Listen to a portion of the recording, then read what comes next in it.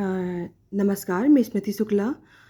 कल रात में अचानक से पीएम साहब आते हैं और जनता को स्पेशली छात्रों को संबोधित करते हैं कि छात्रों के साथ जो दुर्व्यवहार हुआ है, उनको पीटा गया है, उसकी वजह से पूरा देश रो रहा है, उनको भी बहुत दुःख है और वो तुरंत कार्रवाई करेंगे, साथ ही वो फास्ट ट्रैक कोर्ट बनाएँगे और मामले को संज्ञान में लेंगे।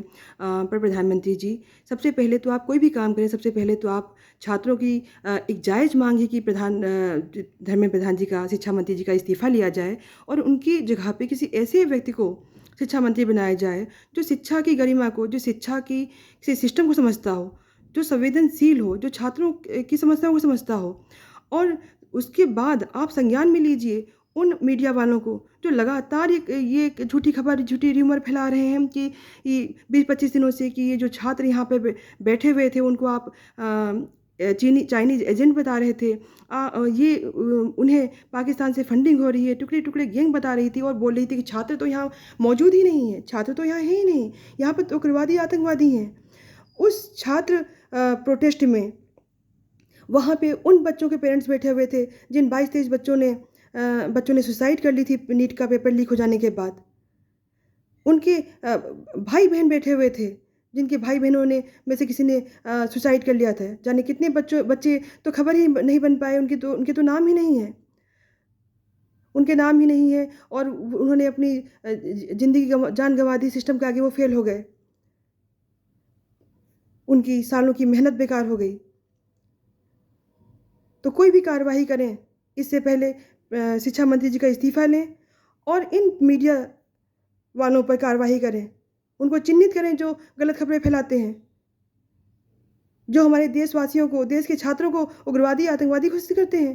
पूरे विश्व भर में निंदा हो रही है कि भारत देश में भारत के शासन प्रशासन ने ही अपने देश के छात्रों को पिटवा दिया, एक जायज़ माँग के लिए।